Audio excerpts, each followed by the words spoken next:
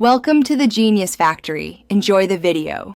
You begin by preparing essential details, so setup moves quickly. Sign into your Google account and enable two-step verification to protect access. Next, open Google Business Profile and click Create or Manage.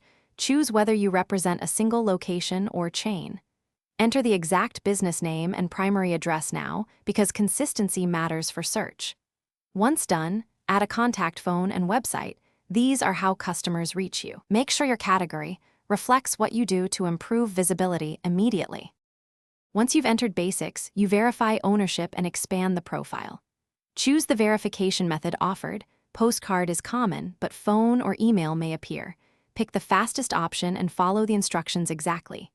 While waiting, complete business hours, service lists, and special attributes like wheelchair access or appointment requirements. Upload a clear logo, cover photo, and several interior and exterior images so customers know what to expect. Make sure descriptions use natural phrases customers search for to improve discoverability. After verification, publish and actively manage the listing.